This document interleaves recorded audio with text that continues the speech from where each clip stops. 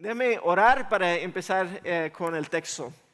Señor, te damos gracias por enseñarnos aún cómo venir delante de ti. Escuchamos esa oración que acabamos de cantar y pienso en el contexto donde vino tus discípulos y te dijeron, Señor, enséñanos a orar. Y enseñaste esa oración, Señor. Pero simplemente subraya nuestra propia debilidad, nuestra propia inhabilidad a veces de poder conectarnos contigo y a la vez reconoce que tú has hecho toda la obra para que nosotros podamos aún conectarnos contigo, vivir nuestras vidas contigo. Y sabemos que eso viene de ti y no de parte de nosotros. Yo pido, Señor, que ahora tu palabra sea real, verdadera, impactante en nuestras vidas. Que tu Espíritu nos ilumina lo que nosotros tenemos que hacer en nuestras vidas para que podamos aplicar tu palabra en nuestras vidas. Es en tu nombre que oramos. Amén. Bueno, hoy vamos a estar en Romanos capítulo 9. Romanos capítulo 9, vamos a seguir adelante. Tuvimos 3 semanas en Romanos capítulo 8, hablando del Espíritu, su bendición en nuestras vidas, lo que Él ha estado haciendo en nuestras vidas, lo que Él está haciendo en nuestras vidas. Y hoy solo tenemos 1 semana y media para pasar todo Romanos 9, entonces vamos a ver cómo nos va con eso. Pero es interesante porque llegamos a esta parte de las Escrituras, en particular este libro, y vemos que Pablo se tiene que defender. No sé si ustedes saben eso, pero cuando uno habla o enseña, especialmente de las Escrituras, siempre hay personas que critican, siempre hay personas que se ofenden, siempre hay personas que se oponen a lo que uno está diciendo y obviamente Pablo no es una excepción. Entonces la semana pasada terminamos, Gerson estaba enseñando sobre el amor que Dios tiene para nosotros, que no hay nada que nos pueda separar de ese amor que Dios tiene para nosotros. Y aquí vamos a ver que Pablo se adelanta presuponiendo, asumiendo los argumentos que van a tener algunos en contra de él. Y uno va a decir, bueno, ¿quién va a debatir el amor de Dios? Y en este caso, él está dirigiéndose hacia algunos judíos que están en la iglesia, porque él básicamente ha estado diciéndoles, ¿sabe qué? Todo lo que ustedes han hecho a través de la historia de tu pueblo, todo lo que ustedes han puesto, donde ustedes han puesto su fe en la ley y la religiosidad, todo esto ya no cuenta porque lo que Dios realmente busca es que pongan su fe en Cristo, no en tu propia justicia o tu autojusticia. Entonces, por algunas razones, varias razones que vamos a ver, los judíos han dependido más en que yo soy judío, la línea de sangre que yo tengo, que en realidad la obra que Dios está haciendo. Y entonces en esto Él ha hablado de la elección de Dios sobre las personas que van a seguirle y otros que no. Entonces eso obviamente trae muchas preguntas a nosotros. Nos gusta cuestionar a Dios, nos gusta cuestionar, pero ¿cómo funciona todo eso? Y lo que vamos a ver hoy en el pasaje es que vamos a tener que llegar a un punto donde decimos, o voy a querer entender todo lo que Dios está diciendo, o puedo realmente confiar en lo que Dios está diciendo a pesar de no entender todo lo que está diciendo. Y entonces nos trae realmente a 2 argumentos que Pablo quiere presentar a su audiencia y creo que son importantes para nosotros pensar en cuanto a formas de pregunta. La primera es esta: ¿es la elección de Dios, que Dios escoja a los suyos, es la elección de Dios realmente justa? Él va a estar respondiendo a la pregunta si Dios realmente es justa o a la acusación a Dios que Él no está siendo justo. Y eso trae a relucir realmente cuál es nuestro concepto de qué es justo o lo que no es justo. Y la segunda idea que vamos a ver es el debate, esos argumentos con esa pregunta hacia ellos: ¿quiénes somos nosotros para cuestionar a Dios?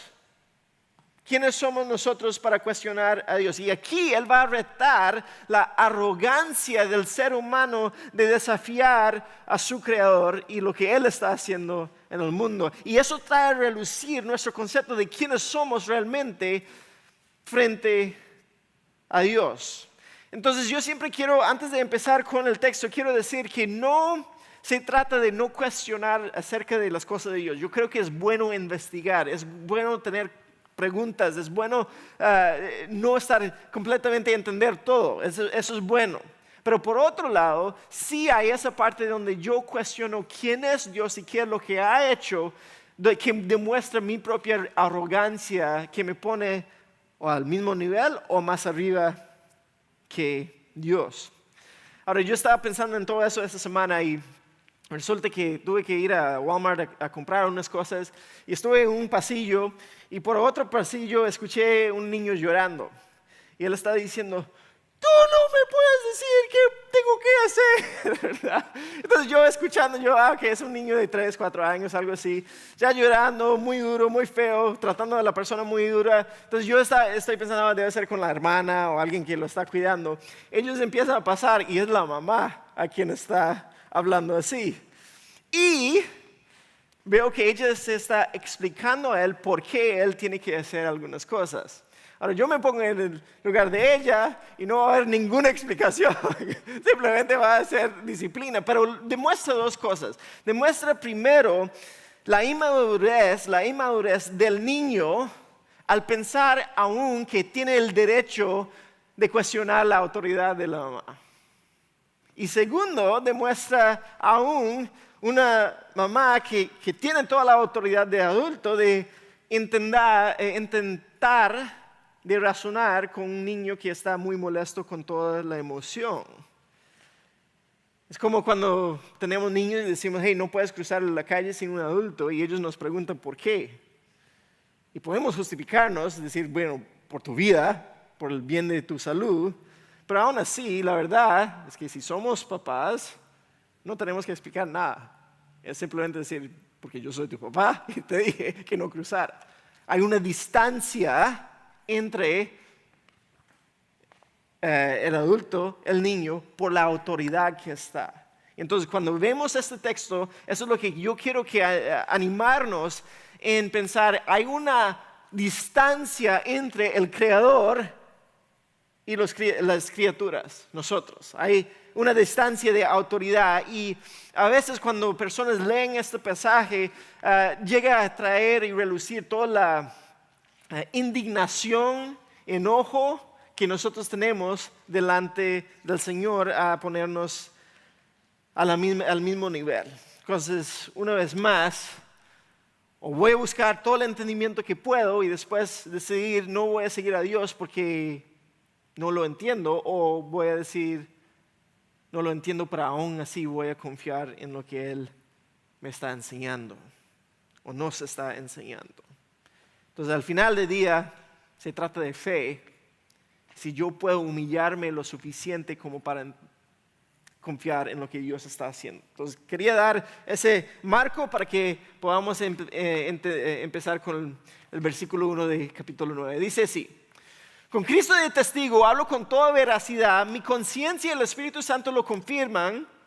Tengo el corazón lleno de amarga tristeza e infinito dolor por mi pueblo. Entonces vemos que Pablo siente apasionado por su pueblo y está triste por cómo ellos han rechazado a Dios y cómo no han aceptado a Cristo. Por mi pueblo, mis hermanos judíos, yo estaría dispuesto a vivir bajo maldición para siempre, separado de Cristo, si eso pudiera salvarlos. Obviamente muy fuerte esta frase. Ellos son el pueblo de Dios, elegidos para ser los hijos adoptivos de Dios. Él les reveló su gloria, hizo pactos con ellos, les entregó su ley, les dio el privilegio, eso va con la elección, de adorarlo y de recibir sus promesas maravillosas.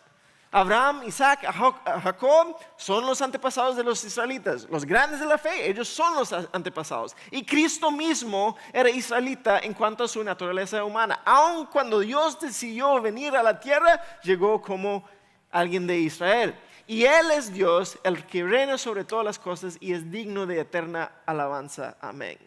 Entonces, Pablo aquí empieza con una defensa personal en cuanto a las críticas que él ha recibido. Él ha estado escuchando, Pablo está deshaciéndose de la ley, de la religiosidad judía de su pueblo, entonces él está en contra de los judíos. Entonces él quiere decir, no, yo estoy con los judíos, más bien yo estoy dispuesto a sufrir lo peor posible si ellos pudieran aceptar lo que yo les he estado presentando.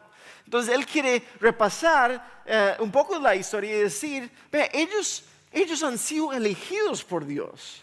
No solamente eso, elegidos para ser los hijos de Dios. Ellos vieron su gloria, ellos anduvieron en Egipto, vieron el rescate de Dios de Egipto, anduvieron en el desierto, la provisión de Dios, vieron la presencia de Dios, el nube, el fuego, la nube, todo lo que está frente a ellos, vieron todo lo que Dios hizo, e igual ellos querían andar en sus propios pasos, en su propia fuerza. Y no solamente eso, Dios hizo un pacto con ellos. De todo el mundo, Dios escogió a ese pueblo su ley para que ellos pudieran honrarlo y seguirlo. Él hizo todo eso.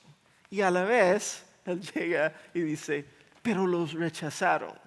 Y cuando yo pienso en eso se ve aún en nuestras propias vidas. Todo lo que Dios ha hecho por nosotros y para nosotros es difícil. O lo veo en papás que han criado a sus hijos dentro de la palabra, han criado a sus hijos dentro de la iglesia y se apartan y uno ve el dolor que eso les causa. Harían lo que sea para que ellos volvieran.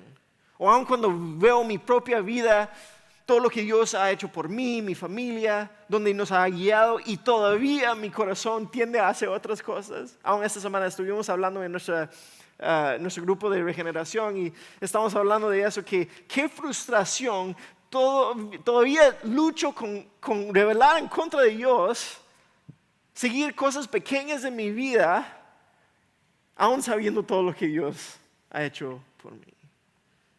Y a veces aún cuando veo a ustedes, a la congregación de nosotros, hay algo de esto que yo siento para personas que están aquí todas las semanas, asisten a la iglesia, participan en cosas, pero igual no ponen cuidado a sus vidas espirituales. No quieren crecer. Y ahora, obviamente, en buena conciencia, yo nunca voy a decir lo que Pablo dijo, en que querer ser separado de Cristo.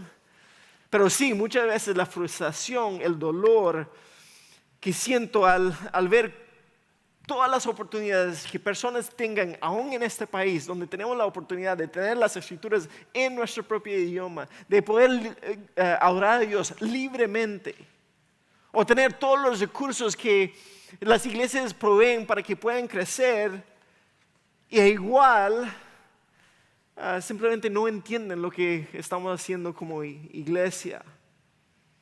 Entonces encontramos en una situación parecida a ellos, donde tenemos todos los privilegios, pero igual rechazamos a Dios. Entonces cuando nosotros vemos todo lo que Dios nos ha regalado, por un lado, la respuesta es ser agradecido, gracias Dios, pero por otro lado, tengamos cuidado que no tomamos esto a la ligera, que no tomamos eso por sentado. Cuidado que estamos siempre tratando de manipular lo que queremos que la iglesia haga, o nos ofendemos cada vez que alguien hace algo en contra de nosotros. No queremos ser israelitas en ese aspecto, que tienen todas las oportunidades, todos los privilegios y rechazan a Dios. Él sigue. Ahora bien, ¿acaso Dios no cumplió su promesa a Israel?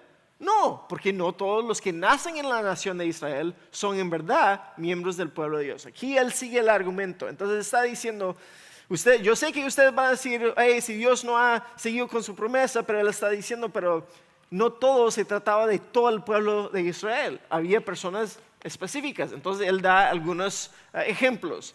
Ser descendientes de Abraham no los hace verdaderos hijos de Abraham, pues las escrituras dicen Isaac es el hijo mediante el cual procederán tus descendientes, aunque Abraham también tuvo otros hijos. Entonces está diciendo, tú no puedes decir, oh, yo soy hijo de Abraham, así que yo soy parte del pueblo elegido. Él está diciendo que hay otros que también eran hijos de Abraham, pero nunca eran hijos de la promesa.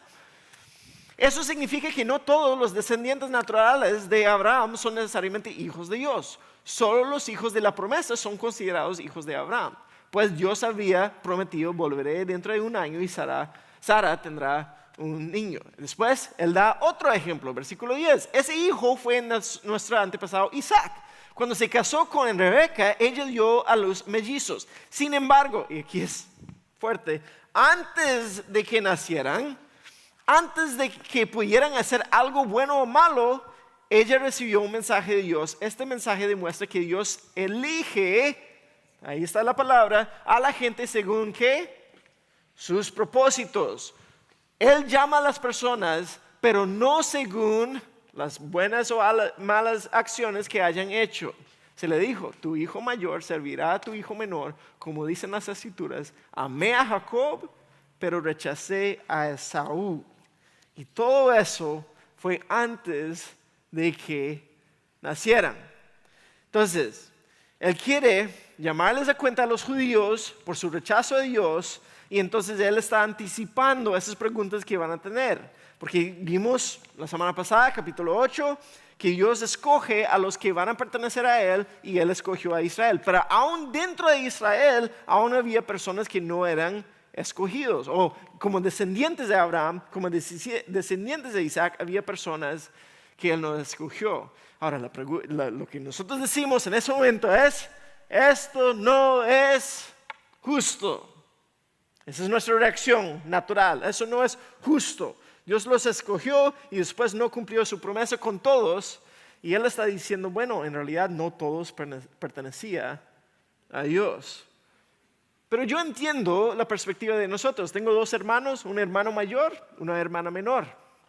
Mi perspectiva es que por yo estar en el medio, siempre le daban todos los privilegios a mi hermano mayor y a mi hermana menor, quien era el bebé de la familia.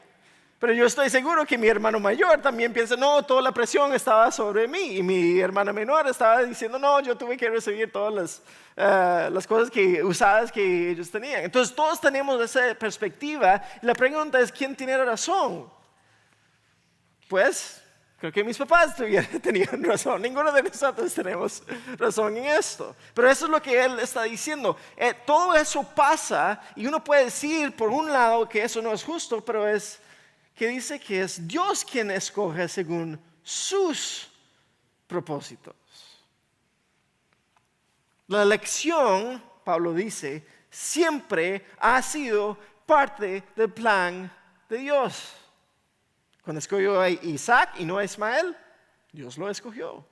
Cuando escogió a Jacob y no a Esaú, Dios lo ha escogido.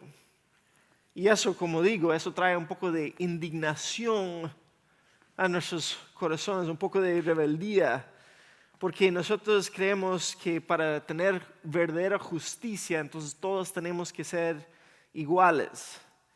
Y obviamente, si todos somos iguales según la creación, Dios nos ha hecho su creación en su imagen. No importa si tienen discapacidades físicas, no importa cómo uno se ve, todos somos iguales porque somos hechos de la imagen de Dios. Y nosotros, como creyentes en un Dios todopoderoso, creador sobre todo, nosotros sí podemos tomar esa perspectiva. Pero vivimos en un mundo donde queremos hablar de igualdad, pero a la vez quitamos a Dios de la ecuación. Entonces, si eso es cierto, si no existe un Dios sobre todo, todos estamos aquí por accidente, entonces en realidad no debe existir ni algún concepto de igualdad, porque es solo el más fuerte que sobrevive. ¿Qué es lo que hacemos? ¿Nosotros nos bajamos al nivel de los animales o levantamos el nivel de los animales hacia nosotros? Pero ya todos nosotros sabemos que eso entra en un ciclo filosófico que nunca termina, porque entonces todos estamos aquí sin ninguna razón de existencia. Pero nosotros como creyentes podemos decir, sí somos iguales, pero hay una autoridad más allá que nosotros. Entonces en el mundo el concepto que nosotros tenemos es que yo soy la máxima autoridad, así que yo puedo determinar lo que es justo o no, mientras que las escrituras nos dicen, no, la máxima autoridad es Dios. Él es quien determina qué es justo y lo que no es justo. Entonces Pablo sigue con el argumento. ¿Estamos diciendo entonces que Dios fue injusto? Por supuesto que no.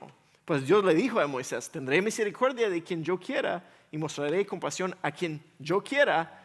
Por lo tanto, es Dios quien decide tener misericordia. No depende de nuestro deseo ni de nuestro esfuerzo. ¿Es Dios injusto? Él dice, no. ¿Y la razón? Porque Dios es Dios y yo no lo soy. Porque Dios es Dios y tú no lo eres. Es por eso que Él puede demostrar misericordia, compasión, gracia y nosotros no. Y yo sé que, como digo, igual aún en la audiencia original suena como injusticia, pero acuérdense que nuestro concepto de justicia aún es muy torcido. ¿Cuántas personas están en la cárcel que no deben estar ahí? Muchas personas. ¿Cuántas personas deben estar en la cárcel y no están ahí? Muchas personas. ¿Por qué? Es evidencia de nuestra justicia corrupta. Es una evidencia de una justicia que no es perfecta. Es más, pensámoslo de esta manera. Nosotros nos enojamos muchísimo si alguien nos miente y los agarramos en la mentira. ¿Cómo esa persona me va a decir esto? Pero cuando nos toca a nosotros exagerar un poco, cubrir un poco, guardar mi honor o cubrir un error, está bien una mentirita por ahí. Entonces ahí vemos que nuestro concepto de justicia, que es justo, que lo que no es justo, no es necesariamente perfecta. Entonces llegamos ante Dios y decimos esto como el niño que yo escuché en el pasillo. No, Dios, creador de todo, soberano sobre todo, omnipotente, omnisciente, omnipresente. Yo, tu criatura que no puedo ni controlarme a mí mismo, yo no estoy de acuerdo contigo. Es lo que decimos. No tienes razón. ¡Qué arrogancia! ¡Qué arrogantes somos nosotros cuando tomamos esa actitud! Demuestra en realidad que no tenemos un concepto correcto de Dios donde Él es creador y nosotros somos criaturas, y más bien lo ponemos al mismo lado, que tal vez es un viejito ahí en el aire que a veces Él nos da buenas sugerencias para seguir. Pero Él no sería Dios a menos que de verdad sea perfectamente justo. Entonces eso nos pone en la posición ante esto a decidir si puedo dejar que esta idea que Dios está eligiendo, seleccionando y moviendo su plan hacia adelante, que yo puedo aceptar esa justicia de Dios, que es justo, o dejo que esa idea me aleja de Dios. No, ¿sabe qué? Yo no puedo creer en un Dios así que yo no voy a creer en ese Dios. Eso es lo que hacen las escrituras a veces. O nosotros tenemos que bajarnos la cabeza, humillarnos, someternos a la autoridad de las escrituras, reconociendo la autoridad de Dios sobre todo, o decir, ¿sabe qué? Yo no voy a creer en nada de eso. ¿Puedo yo soltar la idea de mi propia soberanía sobre mi vida? Porque nosotros vivimos en un mundo que dice, yo tengo el derecho de vivir mi vida como yo quiero, expresarme como yo quiero, porque es mi vida. Y llegamos a las escrituras y dicen, no es tu vida, tu vida pertenece a Dios. Él es quien tiene derecho sobre tu vida, no nosotros mismos. Entonces hay que reconocer esa autoridad. Y él sigue en el versículo 17, dice así, y da un ejemplo del hombre más poderoso en la historia durante ese tiempo. que aún él no tenía control sobre su vida. Pues las Escrituras cuentan que Dios le dijo al faraón: te he designado con el propósito específico de exhibir mi poder en ti y dar a conocer mi fama por toda la tierra. Así que, como ven, Dios decide tener misericordia de algunos y también decide endurecer el corazón de otros para que se nieguen a escuchar. Acuérdense, faraón, hombre más poderoso de la tierra, él dice: yo estoy trabajando en ti como yo quiero trabajar en ti. Ahora bien, versículo 19. Ahora bien, ustedes podrían decir, una vez más, anticipando todos nuestros argumentos, ustedes podrían decir: ¿por qué Dios culpa a las personas por no responder? ¿Acaso no hicieron sencillamente lo que Él les exige que hagan? Y ahora la respuesta, un poco dura de escuchar, porque no da una respuesta que queremos. Él dice eso: no digan esto. ¿Quién eres tú, simple ser humano, para discutir con Dios? ¿Acaso el objeto creado puede preguntarle a su creador: ¿por qué me has hecho así? Cuando un alfarero hace vasijas de barro, ¿no tienen derecho a usar el mismo trozo de barro para hacer una vasija de adorno y otro para arrojar basura? Ustedes, él dice, son una creación, son criaturas, algo creado por un creador. Y aunque sea tan difícil para nosotros escuchar, porque obviamente en nuestra cultura nos hemos enaltecido al ser humano al tope de toda la creación y tendemos a pensar que somos el creador. Hemos llegado a un punto donde decimos que yo soy, o el valor más grande en nuestro mundo ahorita es ser yo, auténticamente yo, y eso significa que todo lo que yo soy, yo puedo vivirlo como quiero, no importa cómo afecta a otros, y ustedes me tienen que afirmar eso, y si no me afirman, entonces ustedes están siendo odiosos. Eso es lo que nos enseña el mundo.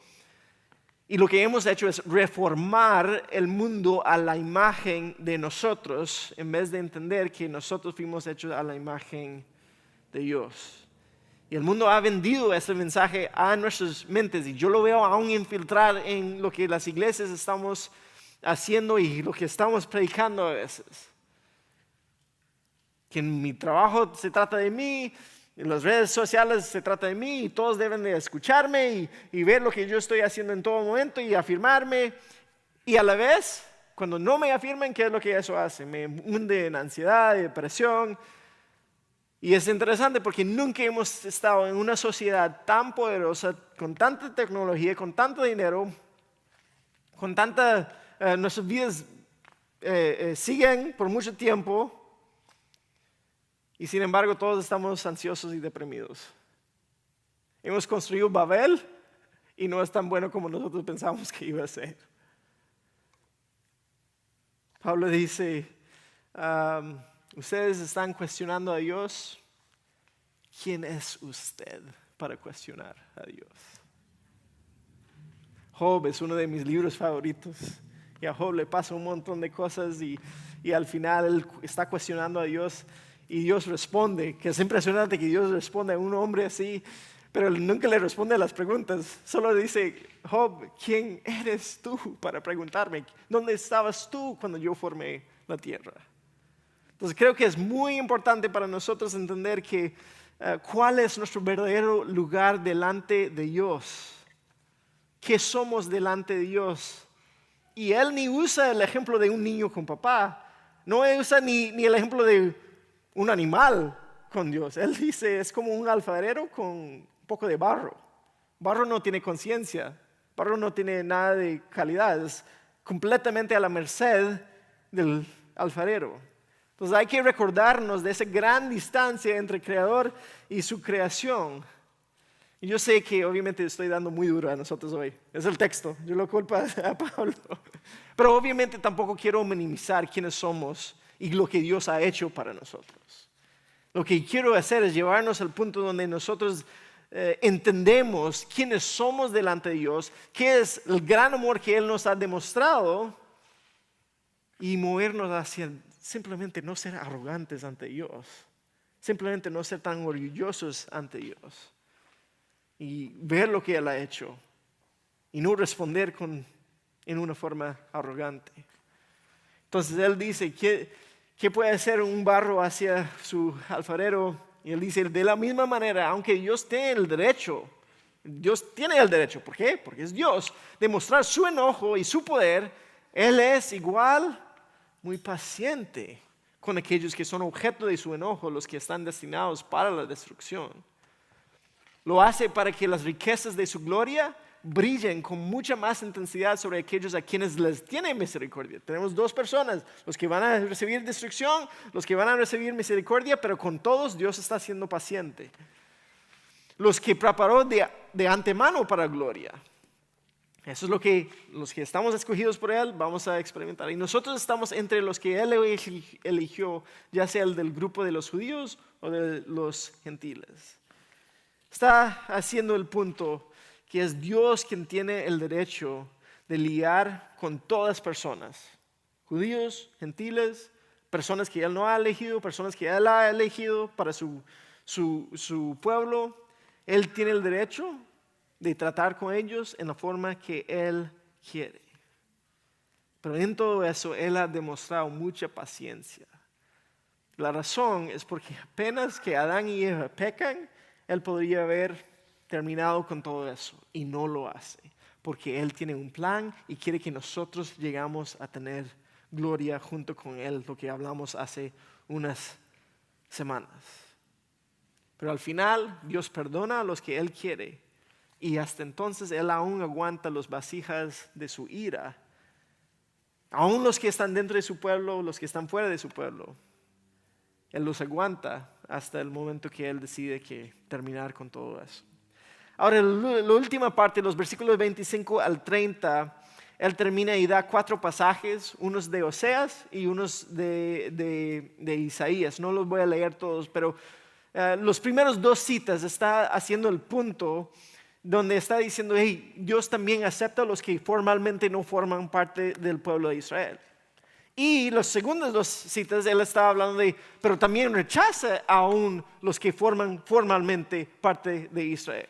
Pero la idea al final es esto, ambos gentiles y judíos van a ser recipientes de sus promesas, de su gracia, de su misericordia, y todo eso es determinado y ha sido determinado por su plan, por su voluntad y no por lo que ninguna persona hizo. O sea, han sido elegidos por Dios.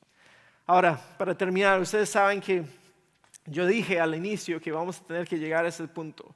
No lo entiendo, yo tampoco lo entiendo. Yo no sé cómo funciona todo eso porque yo también sé y vamos a ver que hay una responsabilidad humana en todo eso. ¿Cómo funcionan todos juntos? Es un poco borroso, no tenemos claridad. Tenemos claridad que Dios está haciendo su plan y Él está eligiendo. Por otro lado, también tenemos textos claros que dicen que somos responsables por lo que nosotros hacemos. Entonces es como estar subiendo a una montaña, un lado la elección, otro lado la responsabilidad humana, y está acercándose a la cima de la montaña y llegamos allá y está muy nublado, entonces no sabemos cómo funciona juntos. Pero esa es la realidad que tenemos. Entonces, ¿qué es lo que hacemos con esto? ¿Qué es lo que podemos entender eso? Yo creo que primero nos da un aviso, pero segundo también nos da confort, seguridad, y por último también nos da un llamado para responder. Entonces, primero es ese aviso, y ya yo lo he dicho, pero lo voy a repetir. No podemos llegar a ser arrogantes delante de Dios, orgullosos delante de Dios. Él es Dios, nosotros no somos Dios. Entonces el aviso es que no seamos arrogantes. La pregunta es si yo puedo humillarme delante de Dios de esa manera. Si puedo confiar que Él es más justo que yo puedo confiar que Él es más poderoso que yo y está haciendo lo que Él quiere hacer. El segundo, creo que eso sí nos da un poco más de confort, de seguridad. Porque Pablo no escribió esto para darnos indignación o darnos malestar o enojarnos con Dios. Él dio esto y escribió esto para decirnos, si tú perteneces a Dios, no hay nada que nos pueda separar del amor de Dios. Nos da seguridad, nos da confort, nos da aseguranza que estamos en Él. Él está haciendo la obra, Él nos ha escogido. Y por eso podemos confiar que Él va a cumplir con la obra que Él dijo que Él empezó en nosotros. Pero también, para responder hacia eso, es esa respuesta. Si nosotros podemos tener una fe humilde que resulta en verdadera adoración a Dios con nuestras vidas, no simplemente cantando los domingos de la mañana. Yo estoy diciendo que vivimos de una manera que estamos completamente confiados en Él. Es esto. Dejamos de intentar entenderlo y simplemente decimos gracias. Gracias por su misericordia, gracias por tu gracia. Deme más, por favor. Esa es la actitud que nosotros tenemos que tener al responder ante Dios. Es mirar todo lo que Él ha hecho por nosotros. Traernos al punto de entender, no necesariamente cómo funciona todo, pero entender quién es, qué es lo que Él ha hecho y ser realmente asombrados por su gloria y su plan, su misericordia, su gracia. Decir, wow, qué grande y maravilloso es nuestro Dios y qué pequeños somos nosotros. E igual Él ha formado un camino hacia Él a través de Cristo. Entonces, ¿cuál es tu respuesta a esa verdad? ¿Rechazo o humildad? ¿Cuál es mi respuesta? ¿Cuál es nuestra respuesta como iglesia? Que Dios nos dé la gracia para poder aún aceptar esa verdad. Oremos. Señor, te doy gracias porque aun cuando nos das tu palabra y revelas, eso aún es una misericordia para nosotros. Es una gracia de ti que revelas quién eres, que revelas qué es lo que has hecho. Y yo pido, Señor, que nosotros no tengamos esa actitud de arrogancia, de orgullo delante de ti, pero realmente podemos llegar con humildad verdadera, reconociendo que tú eres Dios, que nosotros no somos, que tú estás en control, que nosotros no estamos en control, que tú eres el creador y nosotros no somos creadores, sino somos criaturas. Pero yo pido, Señor, que eso nos dé gran ánimo en lo que tú estás haciendo en nuestras vidas, porque significa que nos has dado propósito y misión, que no estamos aquí simplemente por accidente, sino tú tienes un plan y nos has elegido y nos has salvado y nos has justificado y nos estás santificando y nos estás llevando hacia la gloria según tus propósitos y no los de nosotros. Gracias, Señor. Es en tu nombre que oramos. Amén.